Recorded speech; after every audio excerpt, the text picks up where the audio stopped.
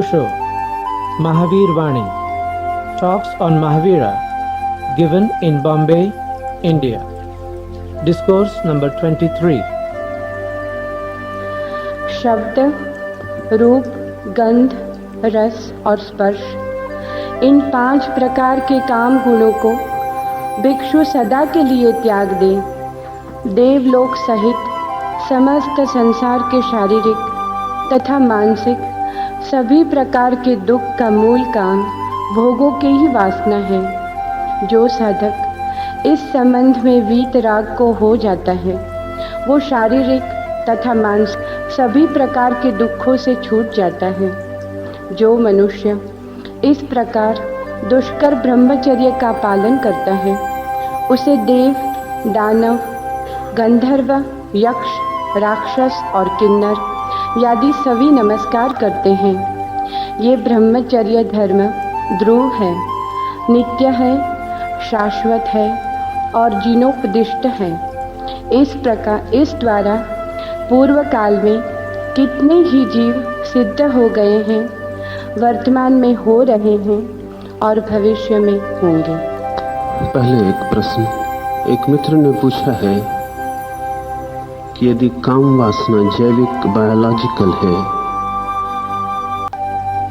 केवल जैविक है, तब तो तंत्र की पद्धति ही ठीक होगी। लेकिन यदि मात्र आदतन हैबिचुअल है, तब महावीर की विधि से श्रेष्ठ और कुछ नहीं हो सकता। क्या है, जैविक या आदतन? दोनों है और इसीलिए जटिलता है। ऊर्जा तो जैविक है, बायोलॉजिकल है, लेकिन उसकी अभिव्यक्ति बड़ी मात्रा में आदत पर निर्भर होती। पशु और आदमी में जो बड़े से बड़ा अंतर है वो यही है कि पशु की आदत भी बायोलॉजिकल है, उसकी आदत भी जैविक है। इसलिए पशुओं में सेक्सुअल परवर्शन, कोई काम विकृतियां दिखाई नहीं पड़ती। आदमी के साथ सभी कुछ स्वतंत्र हो जाता है। आदमी के साथ काम वासना की जीव जैविक ऊर्जा भी स्वतंत्र अभिव्यक्तियां लेनी शुरू कर देती। जैसे पशुओं में समलिंगी यौन होमोसेक्सुअलिटी नहीं पाई जाती। उन पशुओं को छोड़कर जो अजायब घरों में रहते हैं या आदमियों के पास रहते हैं, पशु ये सोच भी नहीं सकते अपनी निसर्ग अवस्था में कि पुरुष पुरुष के प्रति कामातुर हो सकता है या स्त्री स्त्री के प्रति कामातुर हो सकती। आदमी इंस्टिंक्ट से, उसकी जो निसर्ग के द्वारा दी गई आदतें हैं, उनसे ऊपर उठ जाता है। वो बदलाहट कर सकता है। उसकी जो ऊर्जा है वो नए मार्गों पर बह सकती है। तो एक पुरुष पुरुष के प्रेम में पड़ सकता है, एक स्त्री स्त्री के प्रेम में पड़ सकती, और ये मात्रा बढ़ती जाती। किन्से ने वर्षों के अध्ययन के बाद अमेरिका में जो रिपोर्ट दी है वो ये है कि कम से कम 60% लोग एक आध बार तो जरूर ही समलिंगी यौन का व्यवहार करते हैं और करीब करीब 25% लोग जीवन भर समलिंगी यौन में उत्सुक होते हैं। ये बहुत बड़ी घटना है। स्त्री का पुरुष के प्रति आकर्षण, पुरुष का स्त्री के प्रति आकर्षण स्वाभाविक है, लेकिन पुरुष का पुरुष के प्रति, स्त्री का स्त्री के प्रति अस्वाभाविक है। पर अस्वाभाविक पशुओं को सोचें तो आदमी के लिए कुछ भी अस्वाभाविक नहीं है। आदमी जड़ आदतों से मुक्त हो गया है, इसलिए ब्रह्मचर्य पशुओं के लिए अस्वाभाविक है, आदमी के लिए नहीं। आदमी चाहे तो ब्रह्मचर्य को उपलब्ध हो सकता है, कोई पशु ब्रह्मचर्य को उपलब्ध नहीं हो सकता, क्योंकि पशु की कोई स्वतंत्रता नहीं है अपनी ऊर्जा को रूपांतरित करने की, पर आदमी स्वतंत्र है। तंत्र या योग दोनों ही मनुष्य की काम ऊर्जा को रूपांतरित करना चाहते हैं। यह रूपांतरण दो तरह से हो सकता है, या तो काम ऊर्जा के गहन अनुभव में जाया जाए होशपूर्वक, या फिर सारी आदत बदल दी जाए ताकि काम ऊर्जा नए आदत के मार्ग को पकड़कर ऊर्ध्वगामी हो जाए। रूपांतरण सदा ही अति से होता है, एक्सट्रीम से होता है। अगर आप एक पहाड़ से कूदना चाहते हैं तो आपको किनारे से ही कूदना पड़ेगा, आप पहाड़ के मध्य से नहीं कूद सकते। कूदने का अर्थ ही होता है कि जहां खाई निकट है वहां से आप कूद सकते हैं। जीवन में जो भी छलांग होती है वो अति से होती है, मध्य से कोई छलांग नहीं हो सकती। अति छोर से आदमी कूद सकता है। काम ऊर्जा की दो अतियां हैं, या तो काम ऊर्जा में इतने समग्र भाव से पूरी तरह उतर जाए व्यक्ति कि छोर पर पहुंच जाए काम के अनुभव के, तो वहां से छलांग हो सकती है, और या फिर इतना अस्पर्शित रहे, बाहर रहे, काम के अनुभव में प्रवेश ही ना करे, द्वार पर ही खड़ा रहे, तो वहां से भी छलांग हो सकती है। मध्य से कोई छलांग नहीं। सिर्फ बुद्ध ने कहा है कि मध्य मार्ग है। महावीर मध्य को मार्ग नहीं कहते, तंत्र भी मध्य को मार्ग नहीं कहता। बुद्ध ने कहा है कि मध्य मार्ग है। लेकिन अगर बुद्ध की बात को भी हम ठीक से समझें तो वो मध्य को इतनी अति तक ले जाते हैं कि मध्य मध्य नहीं रह जाता, अति हो जाती। वो कहते हैं इंच भर बाएं भी नहीं, इंच भर दाएं भी नहीं, बिल्कुल मध्य। बिल्कुल मध्य का मतलब है नई अति। अगर कोई बिल्कुल मध्य में रहने की कोशिश करे तो वो नए छोर को उपलब्ध हो जाता है। मध्य में, जैसा मैंने कल कहा, अगर पानी को हम 0 डिग्री के नीचे ले जाएं तो वो बर्फ बन जाए, छलांग हो गई। अगर हम उसे भाप बनाना चाहें तो 100 डिग्री गर्मी तक ले जाएं तो छलांग हो गई। लेकिन कुनकुना पानी कोई छलांग नहीं ले सकता, न इस तरफ न उस तरफ। वो मध्य में। अधिक लोग कुनकुने पानी की तरह ल्यूकवार्म, न वे बर्फ बन सकते हैं न वे भाप बन सकते हैं। वे छोर पर नहीं है कहीं से जहां से छलांग हो सके। प्रत्येक व्यक्ति को छोर पर जाना पड़ेगा, एक अति पर जाना पड़ेगा। ये दो अतियां हैं योग और तंत्र की। योग अभिव्यक्ति को बदलता है, तंत्र अनुभूति को बदलता है। दोनों तरफ से यात्रा हो सकती है। इन मित्रों ने पूछा है कि अगर तंत्र थोड़े ही लोगों के लिए है तो आप उसकी चर्चा नहीं करते तो अच्छा था, वो खतरनाक हो सकता है। जो चीज खतरनाक हो उसकी चर्चा ठीक से कर लेनी चाहिए, क्योंकि खतरे से बचने का एक ही उपाय है कि हम उसे जानते हो, दूसरा कोई उपाय नहीं है। लेकिन जब मैं कहता हूं तंत्र बहुत थोड़े लोगों के लिए है, तो आप ये मत समझ लेना कि योग बहुत ज्यादा लोगों के लिए है। बहुत थोड़े लोग ही छलांग लेते हैं, चाहे योग से चाहे तंत्र से। अधिक लोग तो कुनकुने ही रहते हैं जीवन भर, न कभी उबलते न कभी ठंडे होते। ये जो मीडियोकर, ये जो मध्य में रहने वाला बड़ा वर्ग है, ये कोई छलांग नहीं लेता और ये छलांग ले भी नहीं सकता।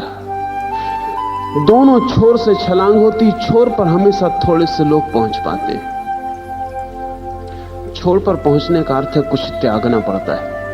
ध्यान रहे, किसी भी छोर पर जाना हो कुछ त्यागना पड़ता है। अगर तंत्र की तरफ जाना हो तो भी बहुत कुछ त्यागना पड़ता है, अगर योग की तरफ जाना हो तो भी बहुत कुछ त्यागना पड़ता है। अलग अलग चीजें त्यागनी पड़ती हैं, लेकिन त्यागना तो पड़ता ही है। छोर पर पहुंचने का मतलब यह है कि मध्य में रहने की जो सुविधा है वो त्यागनी पड़ती है। मध्य में कभी कोई खतरा नहीं है, वो जो सुरक्षा है वो त्यागनी पड़ती है। जैसे जैसे आदमी छोर पे जाता है वैसे वैसे खतरे के करीब आता है। जहां परिवर्तन हो सकता है वहां खतरा भी होता है। जहां विस्फोट होगा, जहां क्रांति होगी, वहां हम खतरे के करीब पहुंच रहे हैं। अधिक लोग बीच में, भीड़ के बीच में जीते हैं। खतरे से सुरक्षा रहती है। दोनों ही खतरनाक हैं, लेकिन जिंदगी केवल वे ही लोग अनुभव कर पाते हैं जो असुरक्षा में उतरने की हिम्मत रखते हैं। तंत्र भी साहस है, योग भी। कोई महावीर भी बहुत लोग नहीं हो पाते, वो भी आसान नहीं है। आसान कुछ भी नहीं है, आसान है सिर्फ क्रमशः मरते जाना। जीना तो कठिन है। कठिनाई असुरक्षा में उतरने की है, अज्ञात में उतरने की। कुछ लोग तंत्र से पहुंच सकते हैं, कुछ लोग योग से पहुंच सकते हैं। ये व्यक्ति को खोज करनी पड़ती है कि वो किस मार्ग से पहुंच सकता है। लेकिन कुछ सूचनाएं दी जा सकती हैं। एक, अपने अचेतन को थोड़ा टटोलना चाहिए। अगर अचेतन ऐसा कहता है कि तंत्र तो बड़ा मजेदार होगा, कि इसमें तो कुछ छोड़ना भी नहीं, भोग ही भोग है, यही रास्ता ठीक है, तो समझना कि यह रास्ता आपके लिए ठीक नहीं, या आप अपने को धोखा दे रहे हैं। हर आदमी अपने अचेतन वृत्ति को थोड़े से ही निरीक्षण से जान सकता है, बड़ी जटिल बात नहीं है। भीतरी रस आपको पता ही रहता है कि आप किस लिए कर रहे हैं। अपने को धोखा देना बहुत कठिन है, असंभव है। थोड़ा सा होश रखें तो आपको जाहिर रहेगा कि आप ये किस लिए कर रहे हैं। अगर आपको रस मालूम पड़ रहा हो तंत्र में, तो तंत्र आपके लिए मार्ग नहीं है।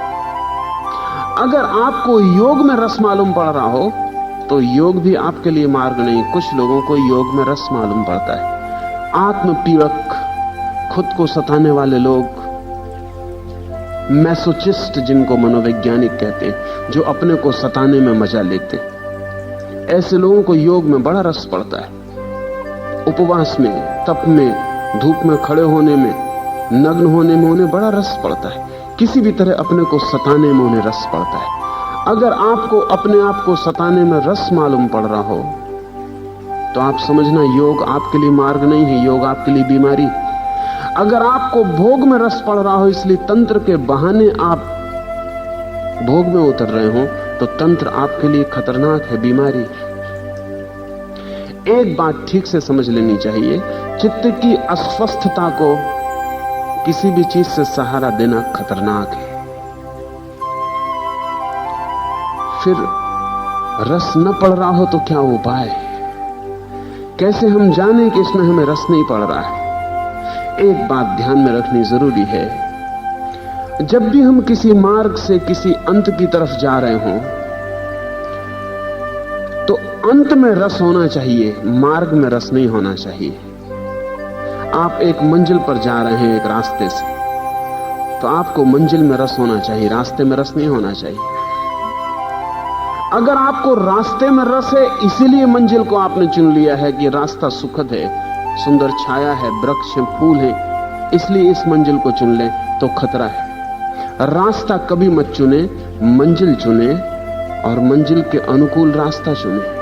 और रास्ते पर बहुत रस ना ले, रास्ते में रस जो लेगा वो अटक जाएगा। हम सारे लोग रास्ते में रस लेते हैं, हम रास्ता ही ऐसा चुनते हैं। फ्रायड ने कहा है कि आदमी इतना कुशल है कि वो सब तरह के रेशनलाइजेशन कर लेता है, सब तरह की तर्कबद्ध व्यवस्था कर लेता है। वो जो चुनना चाहता है वही चुनता है, और चारों तरफ तर्क का आवरण खड़ा कर लेता है, और अपने को समझा लेता है कि ये मैंने किसी अंतर्वृत्ति के कारण नहीं, किसी वासना के कारण नहीं, बड़े विवेक पूर्वक चुना है।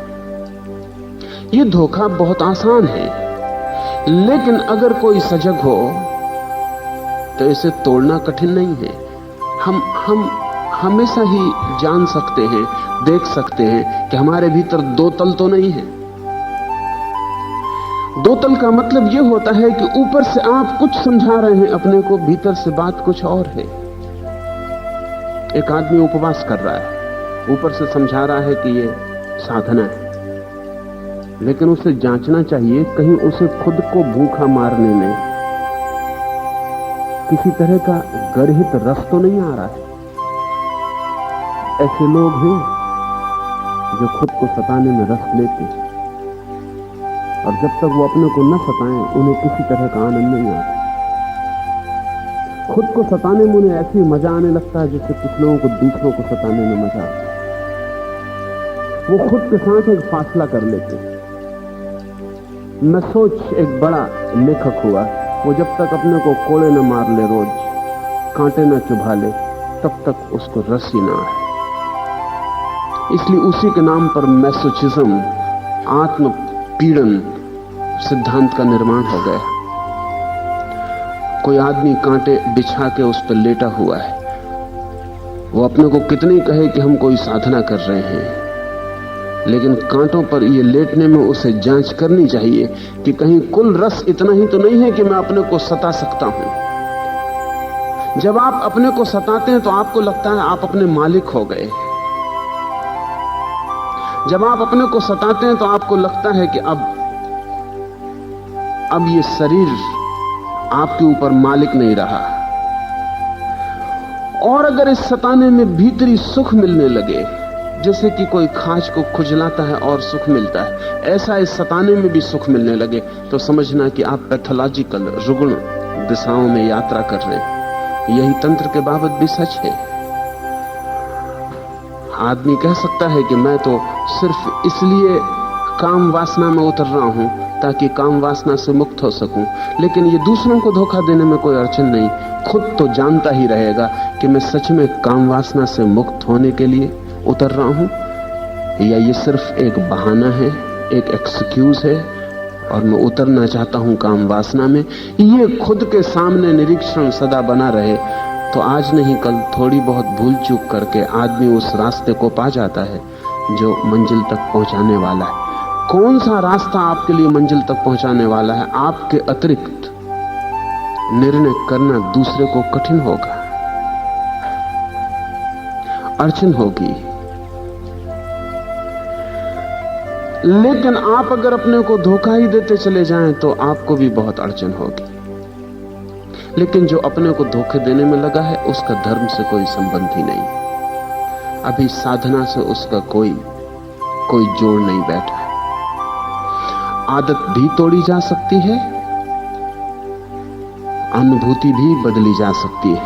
ये दो छोर हैं, आदत अभिव्यक्ति, मार्ग, अनुभूति भीतर बहने वाली ऊर्जा।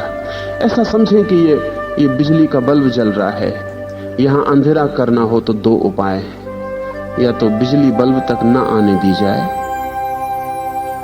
बटन बंद कर दी जाए तो अंधेरा हो जाए, या बटन चलती भी रहे तो बल्ब तोड़ दिया जाए तो भी अंधेरा हो जाए। तंत्र का प्रयोग वो जो भीतर ऊर्जा बह रही है उसको बदलने का है। महावीर का प्रयोग वो जो बाहर अभिव्यक्ति का माध्यम बन गया उसे तोड़ देने का है।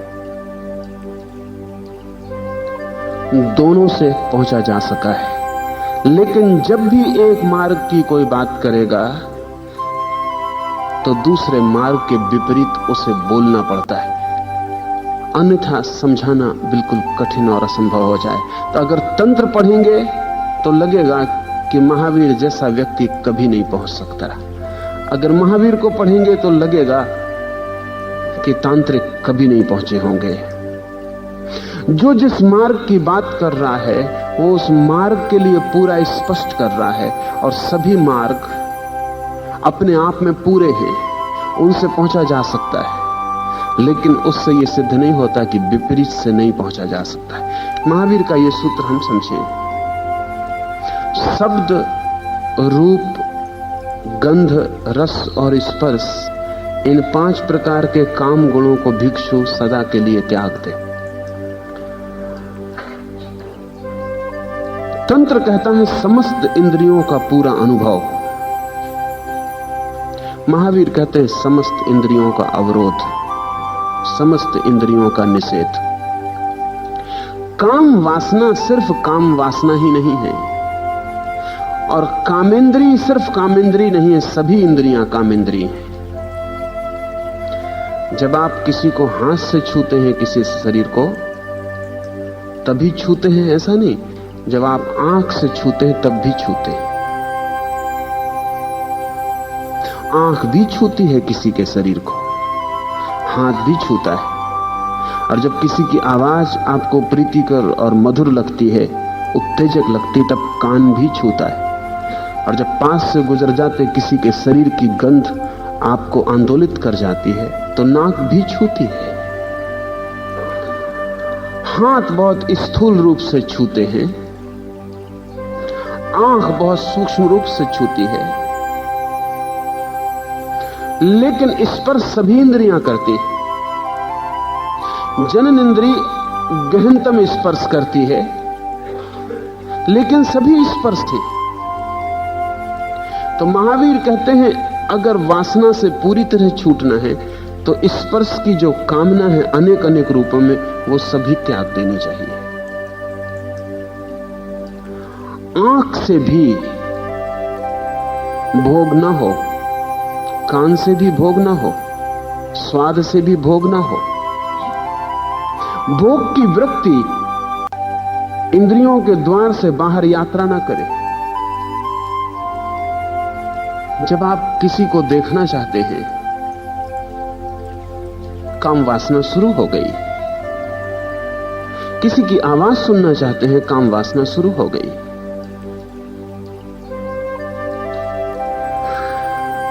काम वासना यौन ही नहीं है, यह ख्याल में ले लें। और जिसने यह समझा हो कि यौन ही काम वासना है, वो गलती में पड़ेगा। यौन तो उसका चरम निष्पत्ति है, लेकिन यात्रा का प्रारंभ तो दूसरी इंद्रियों से शुरू हो जाता। इसका अर्थ यह हुआ कि आंख जब देखना चाहे, तब भीतर से ध्यान को आंख से हटा लेना, आंख को देखने देना, लेकिन भीतर जो रस ध्यान लेता है देखने का, उसे हटा लेना। ये संभव है, इसकी पूरी साधना है। आप एक फूल को देख रहे हैं, फूल सुंदर है। अगर महावीर को ठीक से समझना हो तो आप बड़े हैरान होंगे जानकर कि जहां जहां सौंदर्य दिखाई पड़ता है, वहां वहां यौन उपस्थित होता है। फूल है क्या? वृक्ष का यौन है, वृक्ष का सेक्स है। कोयल गीत गा रही है, कान को मधुर लगता है, लेकिन कोयल का गीत है क्या? कोयल का यौन है। मोर नाच रहा है, उसके पंख आकाश में छाता बन के फैल गए हैं, इंद्रधनुष बना दिया, सुंदर लगता है, लेकिन मोर के पंख हैं क्या? यौन है। जहां जहां आपने सौंदर्य देखा है, वहां वहां यौन छिपा है। इसलिए जब आप किसी स्त्री के चेहरे की प्रशंसा करते हैं, तो शायद मन में थोड़ा संकोच भी होता हो कि करें न करें, लेकिन जब आप कहते हैं कितना सुंदर मोर है, तब आपको जरा भी ख्याल नहीं होता कि भेद कुछ भी नहीं है। वो जो मोर पंखे फैला के नाच रहा है, वो यौन आकर्षण का निमंत्रण है। वो जो कोयल कुहुक रही है, वो साथी की तलाश है।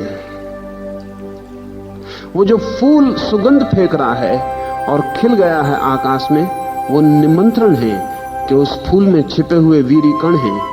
मधुमक्खियां आए, तितलियां आए, उन वीर कणों को ले जाएं और छितरा दें दूसरे फूलों पर।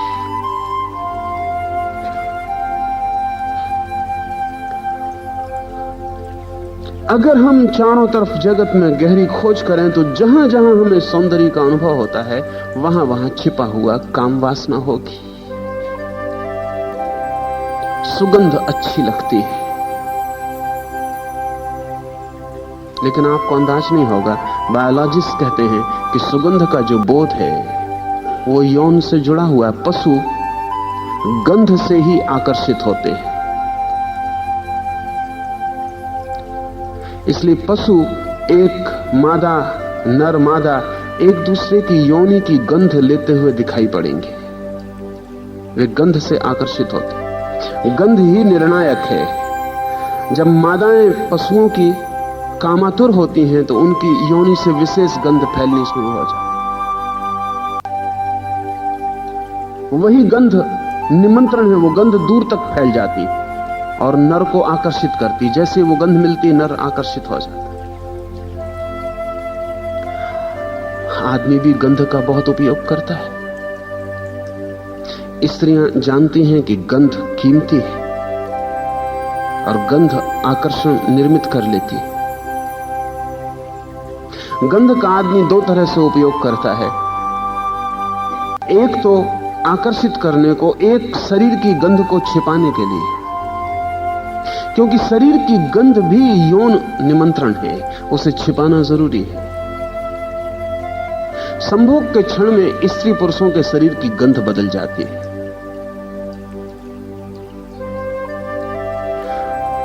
क्रोध के क्षण में स्त्री पुरुषों के शरीर की गंध बदल जाती है। प्रेम के क्षण में स्त्री पुरुषों के शरीर की गंध बदल जाती है। आपके शरीर में एक सी गंध नहीं रहती 24 घंटे। आपका मन बदलता है, शरीर की गंध बदल जाती है। गंध है, स्वाद है, रस है, ध्वनि है, वे सभी के सब काम वासना से जुड़े हुए हैं। अगर हम ऐसा समझें तो कुछ कठिनाई न होगी कि जन्नेन्द्रिय केंद्रीय इंद्रिय है और सारी इंद्रियां उसके उपांग हैं, उसकी शाखाएं। जैसे जन्नेन्द्रिय ने आंख को निर्मित किया है कि खोजो मेरे लिए रूप, जैसे जन्नेन्द्रिय ने कान को निर्मित किया है कि खोजो मेरे लिए ध्वनि,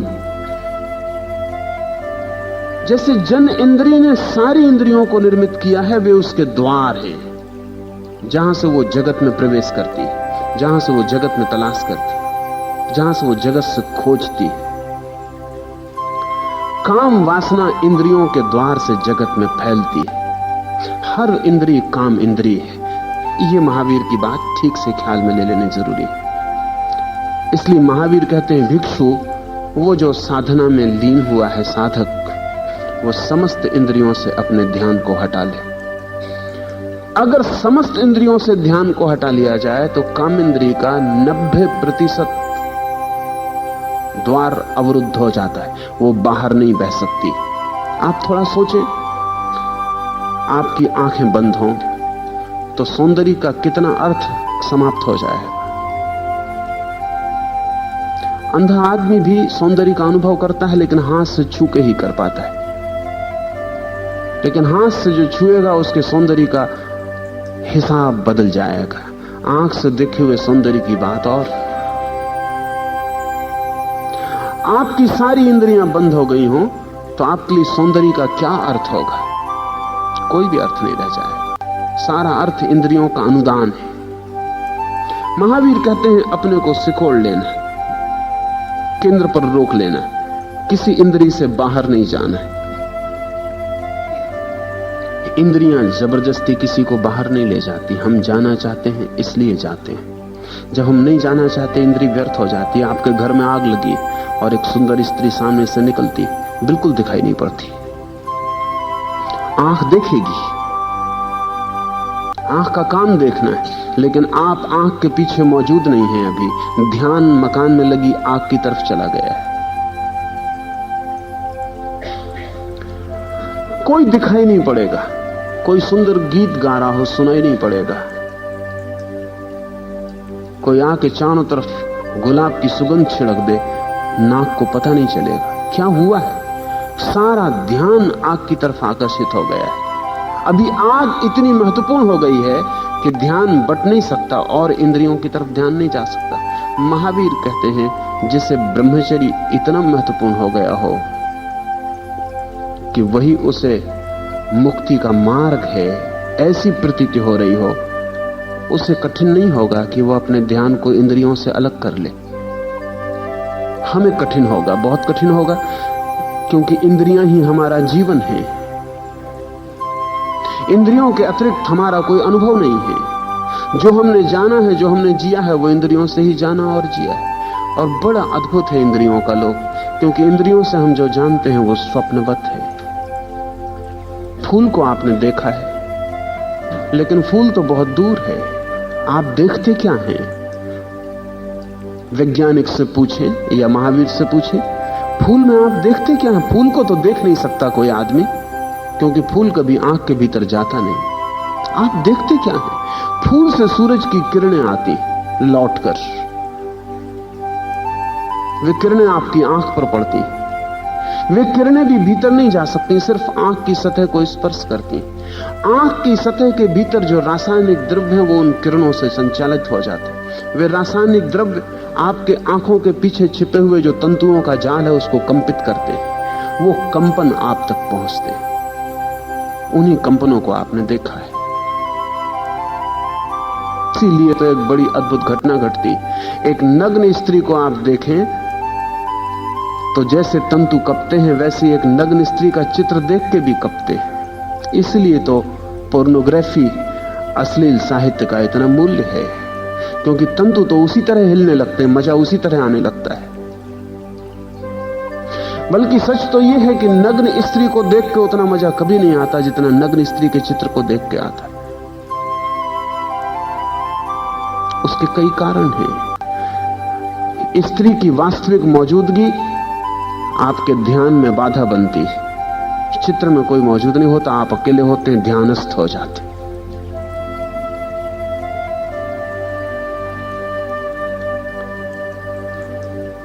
और भीतर आपको रस आने लगता है, उतना ही रस आने लगता है, शायद ज्यादा भी आने लगता है, क्योंकि वास्तविक स्त्री के साथ कल्पना का उपाय नहीं रह जाता। वास्तविक स्त्री सामने मौजूद है, अब कल्पना करने का कोई उपाय नहीं है, लेकिन चित्र आपको कल्पना देता है। और चित्र कहता है जब चित्र इतना सुंदर है तो वास्तविक स्त्री कितनी सुंदर ना होगी, और आपके कल्पना के पंख फैल जाते। इसलिए जो लोग चित्रों में रस लेने लगते हैं उनको वास्तविक स्त्री फीकी मालूम पड़ने लगती। इस लिहाज से स्त्रियां बहुत होशियार हैं, उन्होंने चित्रों में कभी रस नहीं लिया। वास्तविक पुरुष के प्रेम में भी वे आंख बंद कर लेती, क्योंकि कल्पना वास्तविक से सदा ज्यादा सुंदर है। स्त्रियां होशियार हैं, आप उन्हें आलिंगन में लें, वे आंख बंद कर लेंगी। आंख बंद करने का मतलब यह है कि अब आप वास्तविक पुरुष कम, काल्पनिक देवता ज्यादा हो गए। अब उनके भीतर एक कल्पना का देव खड़ा है। इसलिए पुरुष जल्दी स्त्रियों से उब जाते हैं, स्त्रियां उतने जल्दी पुरुषों से नहीं उबती। ये बड़े मजे की बात है। फ्रायड ने गहन विश्लेषणों से यह कहा है कि स्त्री और पुरुष हमेशा परिपूरक हैं हर चीज में। फ्रायड ने दो शब्दों का उपयोग किया है। एक को वो कहता है वोयूर, जो देखने में उत्सुक है। पुरुष को वो कहता है वोयूर, वो देखने में उत्सुक है। स्त्री को वो कहता है एग्जिबिशनिस्ट, जो दिखाने में उत्सुक है। दोनों परिपूरक हैं, क्योंकि कोई तो दिखाने वाला चाहिए तब देखने वाले को कोई रस हो, और कोई देखने वाला चाहिए तब दिखाने वाले को कोई रस हो। स्त्री पुरुष सब दिशाओं में परिपूरक है। इसलिए पुरुष सदा चाहता है कि प्रेम अंधेरे में ना हो, प्रकाश में हो। स्त्री सदा चाहती है प्रेम अंधेरे में हो, प्रकाश में ना हो। पुरुष देखना चाहता है, स्त्री देखना नहीं चाहती। इसलिए पुरुषों ने नग्न स्त्रियों के बहुत चित्र निर्मित किए, लेकिन स्त्रियों ने नग्न पुरुषों में कोई रस लिया ही नहीं कभी। स्त्री को थोड़ी परेशानी ही होती है नग्न पुरुष को देखकर, कोई सुख नहीं मिलता। लेकिन पुरुष के सामने स्त्री कपड़े भी पहने खड़ी हो तो कल्पना में वो उसे नग्न करना शुरू कर देता है।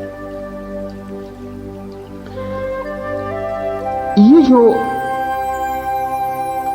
हमारे चित्त की कल्पना है, ये जब हम कल्पना करते हैं तब तो कल्पना होती ही है, जब हम वास्तविक कुछ अनुभव करते हैं तब भी कल्पना से ज्यादा क्या होता है। एक फूल को देखें, स्त्री को देखें, पुरुष को देखें, आपको भीतर मिलता क्या है? वास्तविक तो कुछ नहीं मिलता, कुछ कंपन उपलब्ध होते हैं। उन्हीं कंपनों के लोक को हम संसार कहते हैं। जब आपको अच्छी सुगंध मालूम पड़ती तो होता क्या है? कंपन, वाइब्रेशंस। जब आपको अच्छा स्वाद आता है तो होता क्या है? जीभ में कंपन, वाइब्रेशंस। हमारा सारा सुख वाइब्रेशंस। और बड़े मजे की बात है कि अब तो वैज्ञानिक कहते हैं कि ये वाइब्रेशंस बिना किसी बाहरी वास्तविक चीज के पैदा किए जा सकते हैं। जैसे आपके मस्तिष्क में एक इलेक्ट्रोड लगाया जा सकता है, एक बिजली का तार जोड़ा जा सकता है, और जिस तरह सुंदर स्त्री को देखकर आपके मन के तंतु कपते हैं, बिजली से कपाए जा सकते हैं। और जब वो तंतु बिजली से कपेंगे, आपको वही मजा आना शुरू हो जाएगा जो आपको सुंदर स्त्री को देखकर आया था।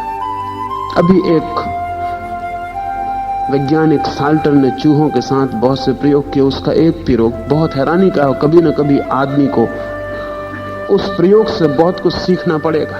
उसने एक प्रयोग किया कि चूहे को जब चूही मादा को देखकर सुख मिलना शुरू होता है तो उसके मस्तिष्क में क्या होता है, कौन से कंपन होते हैं। चूहों के सारे कंपन उसने अध्ययन किए वर्षों तक। फिर उन कंपनों की सूक्ष्मतम विधि उसने खोज ली। फिर बिजली से उन कंपनों को पैदा करने का उपाय निर्मित कर लिया। फिर एक चूहे को इलेक्ट्रोड लगा दिया। न केवल इलेक्ट्रोड लगा दिया, बल्कि चूहे के पंजे के पास बिजली का बटन भी लगा दिया कि जब भी वो चाहे उन कंपनों को, बटन को दबा दे, भीतर उसके कंपन शुरू हो जाएं और उसे वही मजा आने लगे जो मादा के साथ संभोग में आता है। आप जान के हैरान होंगे कि चूहे ने फिर खाना पीना बिल्कुल छोड़ दिया। मादाएं आसपास घूमती रहे, उनमें भी रस छोड़ दिया। फिर तो वो एक ही काम करता रहा, बटन को दबाना। 24 घंटे चूहा सोया नहीं। उसने हजारों दफे बटन दबाई। वो जब तक बिल्कुल थक के चूर होके गिर नहीं गया, तब तक वो एक ही काम करता रहा, बटन दबाना। जैसे वो बटन दबाता है, भीतर कंपन शुरू होते हैं, वे ही कंपन जो उसको संभोग में होते हैं। संभोग में पुरुष को, आपको भी क्या होता है, स्त्री को भी क्या होता है, कुछ वाइब्रेशंस, कुछ कंपन। उन कंपनों के सिवाय कुछ भी नहीं है। वो जो कंपन है, अगर बिजली के बटन से पैदा हो जाएं, तो आपको पता लगेगा कि आप किस लोक में जी रहे हैं। वो चूहा ही बटन दबा के जी रहा हो, ऐसा मत सोचना। आप भी उन्हीं बटनों को दबा के जी रहे हैं। बटन आपके प्राकृतिक हैं, चूहे के लिए कृत्रिम थे। आज नहीं कल आदमी अपने लिए भी कृत्रिम बटन बना लेगा। और मैं मानता हूं कि जिस दिन आदमी ने अपने आंतरिक कंपनों को पैदा करने के लिए छोटे उपाय कर लिए, उस दिन स्त्री पुरुष के बीच कोई रस नहीं रह जाएगा। क्योंकि तब आप ज्यादा बेहतर ढंग से उन्हीं कंपनों को पैदा कर सकते हैं। तब दूसरे पर निर्भर रहने की कोई जरूरत नहीं। अपने खीसे में एक छोटी सी बैटरी लिए आप चल सकते हैं। जब आपका मन हो, आप बटन दबा लें और भीतर आपको संभोग के कंपन शुरू हो जाएं। और जो बात बैटरी से हो सके और ज्यादा सुगमता से हो सके और कभी भी हो सके, उसके लिए कौन पति पत्नी का उपद्रव लेने जाता है। साल्टर की खोज भविष्य के लिए बड़ी महत्वपूर्ण सिद्ध होने वाली है। पर मैं आपसे इसलिए साल्टर की खोज की बात कर रहा हूं ताकि आप महावीर को समझ सकें। महावीर कहते हैं कि किस बचपन में उलझे हो, जो भी तुम अनुभव कर रहे हो सुख, वो सिर्फ छोटे से कंपन है। उन कंपनों का क्या मूल्य है, स्वप्नवत। और आदमी जन्मों जन्मों जीवन जीवन उन्हीं कंपनों में अपने को गंवा देता है, उन्हीं में अपने को खो देता है। कोई स्वाद के लिए जीता है, कोई सुगंध के लिए जीता है, कोई रूप के लिए जीता है, कोई ध्वनि के लिए जीता है। लेकिन ये जीना क्या है? क्या हम कुछ कंपनों से तृप्त हो जाएंगे? होता तो यह है, जितना पुनरुक्त करते हैं इन कंपनों को, उतनी ऊब बढ़ती चली जाती। फंसते भी जाते हैं, आदत भी बनती जाती है, ऊबते भी चले जाते हैं। कुछ मिलता भी नहीं मालूम पड़ता, और फिर भी एक मजबूरी, एक ऑब्सेशन, और हम वही करते चले जाते हैं जिससे कुछ मिलता दिखाई नहीं पड़ता। धीरे धीरे सब कंपन बोथले हो जाते, फिर उनसे कुछ भी पैदा नहीं होता। लेकिन न उन कंपनों को करें तो उदासी मालूम पड़ती, खालीपन मालूम पड़ता है, एम्प्टीनेस मालूम पड़ती, इसलिए करना भी पड़ता है। महावीर कहते हैं जो व्यक्ति कंपनों में उलझा है वो संसार में उलझा है। इन कंपनों से ऊपर उठे बिना कोई व्यक्ति आत्मा को उपलब्ध नहीं होता। कैसे ऊपर उठेंगे? तो वो कहते हैं शब्द, रूप, गंध, रस और स्पर्श, इन 5 प्रकार के काम गुणों को भिक्षु सदा के लिए त्याग दे। क्या करेंगे त्याग में आप? क्या पानी न पिएंगे? क्या भोजन न करेंगे? और जब पानी पिएंगे, भोजन करेंगे, तो स्वाद आएगा। क्या आंखें न खोलेंगे? रास्ते पर चलेंगे, आंख खोलनी पड़ेगी। आवाज होगी, कोई गीत गाएगा, कोई मधुर स्वर सुनाई पड़ेगा, कान सुनेंगे। त्याग कैसे करेंगे? त्याग का एक ही गहन अर्थ है, और वो कि जब भी कोई चीज सुनाई पड़े, स्वाद में आए, दिखाई पड़े, तो ध्यान को उससे तोड़ लेना, भीतर ध्यान को तोड़ लेना। आंखें चाहे देखें, तुम मत देखना। जीभ स्वाद ले, तुम स्वाद मत लेना।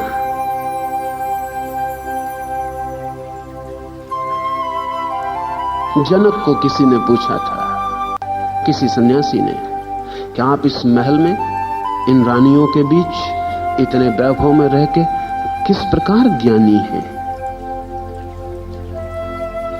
तो जनक ने कहा, कुछ दिन रुको, समय पर उत्तर मिल जाएगा। और उत्तर समय पर ही मिल सकते हैं, समय के पहले दिए गए उत्तर किसी अर्थ के नहीं होते।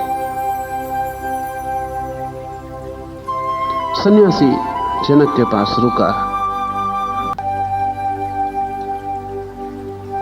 एक दिन, 2 दिन, 3 दिन, चौथे दिन सुबह ही सुबह भोजन के लिए सन्यासी आ रहा था। जनक खुद बैठ के उसे भोजन कराते थे। सिपाहियों की एक टुकड़ी आई, सन्यासी को घेर लिया और सन्यासी को कहा कि महाराज ने कहा है कि आज सांझ आपको सूली पे चढ़ा दिया जाए। उस सन्यासी ने कहा, लेकिन मेरा अपराध, मेरा कसूर? सिपाहियों ने कहा, ये आप महाराज से ही पूछ लेना, हमें जितनी आज्ञा है वो इतनी। फिर वे उसे लेकर भोजन के लिए आए। फिर वो भोजन के लिए थाली पर बैठा। महाराज बैठ के पंखा झलते रहे, वो भोजन भी करता रहा, लेकिन उस दिन स्वाद नहीं आया। सांझ मौत थी, ध्यान हट गया। भोजन के बाद जनक ने पूछा कि सब ठीक तो था, कोई कमी तो न थी? उसने कहा, क्या ठीक था, क्या कमी न थी? सम्राट ने पूछा कि रसोइये ने अभी अभी खबर दी कि वो नमक डालना भूल गया, आपको पता नहीं चला? उस सन्यासी ने कहा, कुछ भी पता नहीं चला, भोजन किया भी या नहीं किया, ये भी ऐसा लगता है जैसे कोई स्वप्न। सांझ मौत। पूछना चाहता हूं,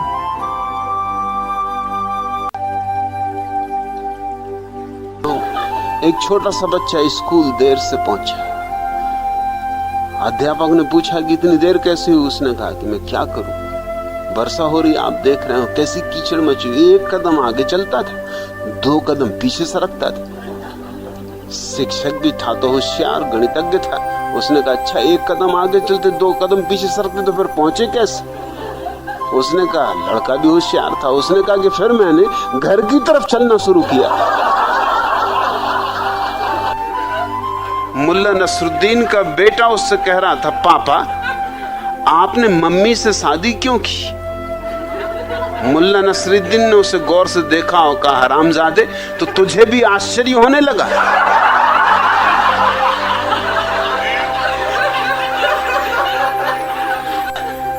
अपनी पत्नी के हाथ में क्रिकेट का बल्ला देखकर मुल्ला नसरुद्दीन ने पूछा, क्या तुम छक्के लगा सकती हो?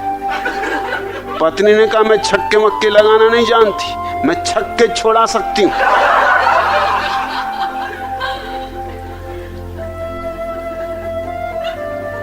चंदूलाल मुल्ला नसरुद्दीन से कह रहे थे, जादू वह जो सिर चढ़कर बोले। मुहावरा सुनकर नसरुद्दीन ने कहा, जादू ना हुआ, पत्नी हो गया। पति पत्नी में झगड़ा हुआ, दोनों बहुत गुस्से में थे। पति रोते हुए बोला, भगवान, हे भगवान, मुझे उठा ही लो। पत्नी भी चिल्लाई, भगवान मुझे भी उठा लो। पति ने इस पर फौरन कहा, तो भगवान मुझे वहां ना ले जाना जहां इस बाई को ले जाओ, नहीं तो मरे और बेकार मरे। एक जीवन बीमा कंपनी का दफ्तर, बीमा कंपनी का ऑफिसर मुल्ला नसरुद्दीन से पूछ रहा है कि मुल्ला, आप अपने हाथ पैरों का बीमा कराना चाहते, कराइए, लेकिन यदि आपकी पत्नी आपके हाथ पैर तोड़ देगी तो हम इसे दुर्घटना नहीं समझेंगे। ये तो रोजमर्रा की बात है, ये कोई दुर्घटना नहीं।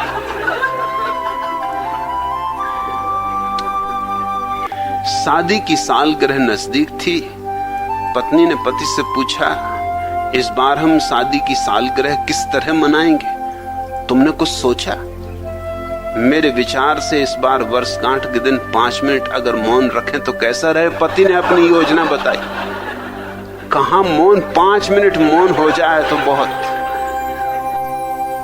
नसरुद्दीन ने कहा, गुरुदेव, सुख दुख में संभाव रखना। अरे वर्षा हो कि ना हो, अपने को क्या पड़ी, सब बराबर है। आप भी कैसी बातों में पड़े, और आपने ही तो समझाया कि सब हालत में संभाव रखना, तो जाने की क्या जरूरत, हो रही हो तो ठीक, ना हो रही हो तो ठीक। अब गुरु क्या कहे, चुप रहा, मगर उसे बेचैनी तो लगी रही थी। उसने कहा कि भाई, ये कोई ज्ञान की बात का समय नहीं है, मेरे कपड़े बाहर पड़े हैं, वो भीग गए तो सुबह क्या पहनूंगा, फकीर आदमी हूं, 2 ही जोड़े कपड़े हैं, तू जरा देख तो आ। नसरुद्दीन ने कहा, मेरे जाने की कोई जरूरत नहीं, वो बिल्ली चली आ रही, जरा आप ही उसके ऊपर हाथ फेर के देख लो, आपके पास तो खड़ी, अगर भीगी हो तो समझना हो रही वर्षा, अगर ना भीगी हो समझना नहीं हो रही।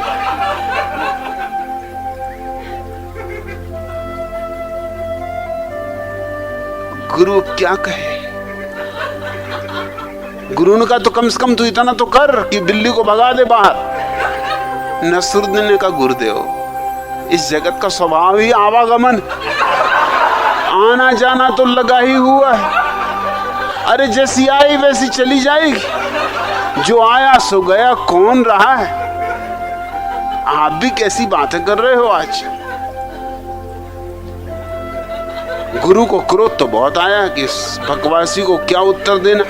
फिर कहा, अच्छा कम से कम इतना तो कर कि दरवाजा बंद कर दे। नसरुद्दीन का, गुरुदेव 3 काम मैंने कर दिया, अब एक आप कम से कम कर दो।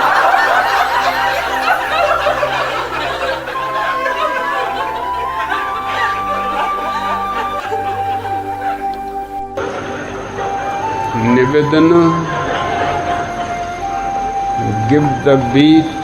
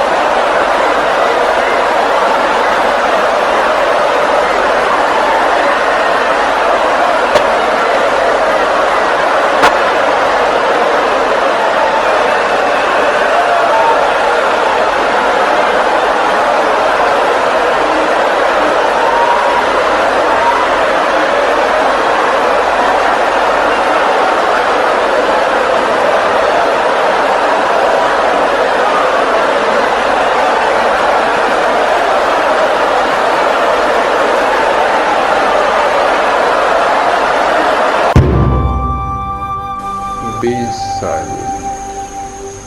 Close your eyes.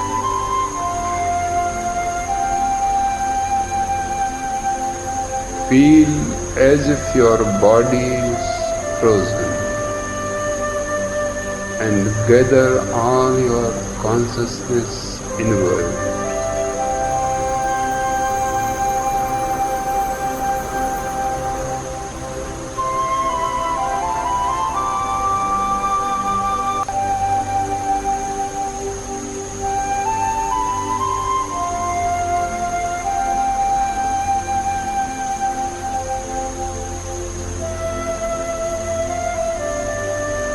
Deeper and deeper.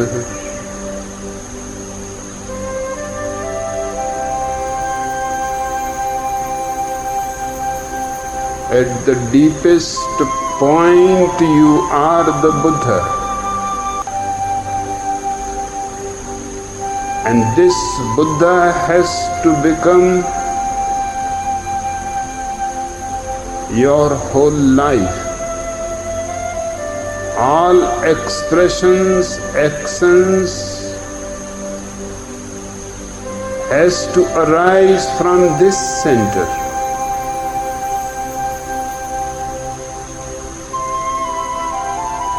This center is the center of transformation. Every seeker has been searching for it down the ages.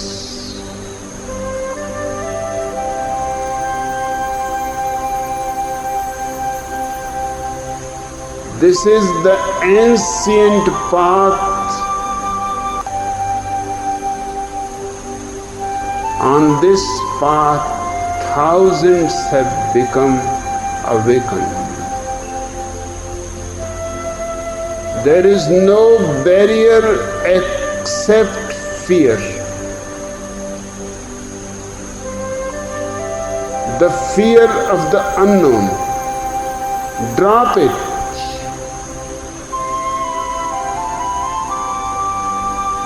Just rush towards in without any fear. It is your own being.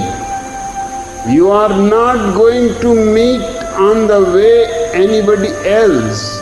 There is no question of fear.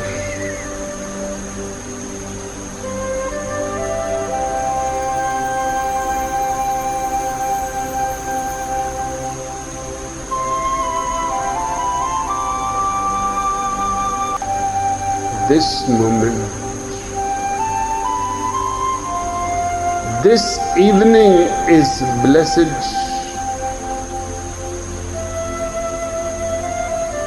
by 10,000 Buddhas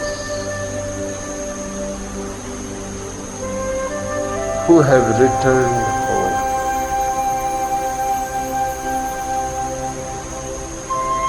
Nivedana, relax, let go.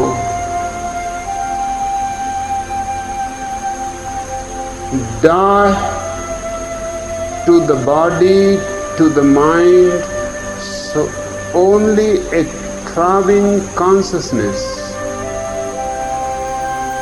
is left behind. That is you. That is me. That is the very essence of existence.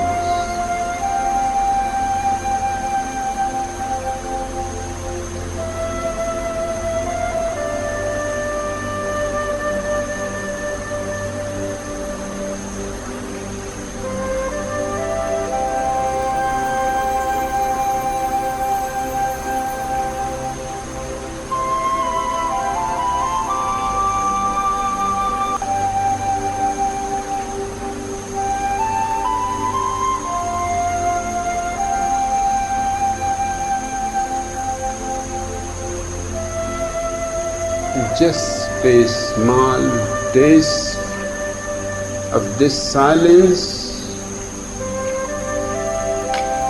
a little experience of this beauty,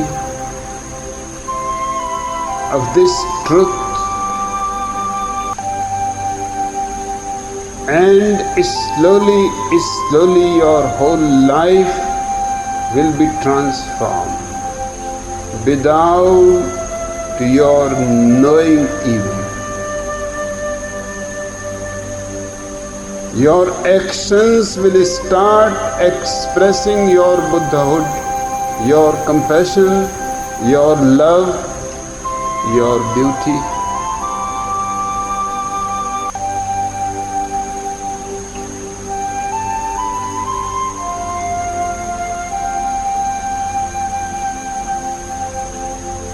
Nivedana.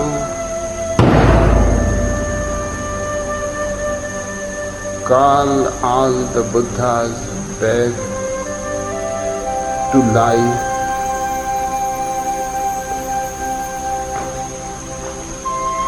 Sit down for a few moments.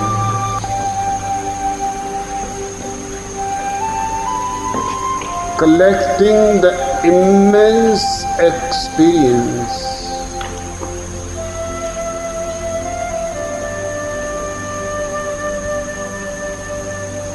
Making yourself sure of it, that you have got it.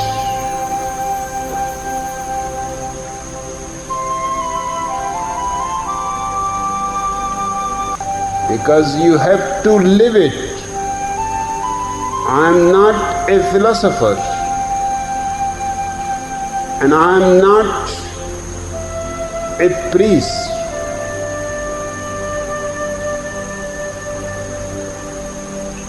I am a man in tremendous love with life and existence. All that I want to share with you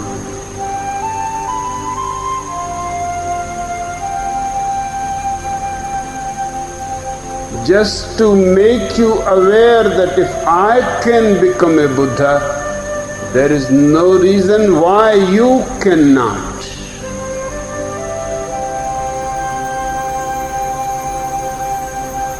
We have only different bodies.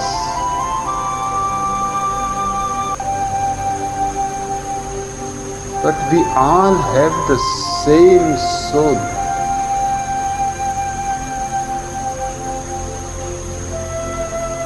If my soul has become a flame that has given me the authority to say to you that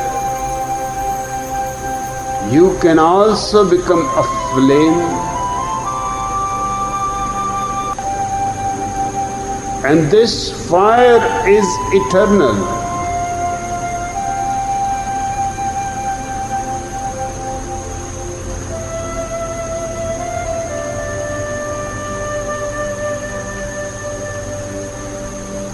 Remember it in every action, in every expression.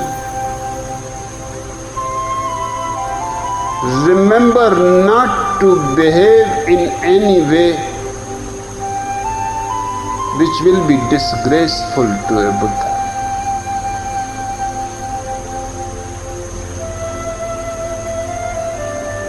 This small discipline will bring you to the best qualities of your being, to their flowering.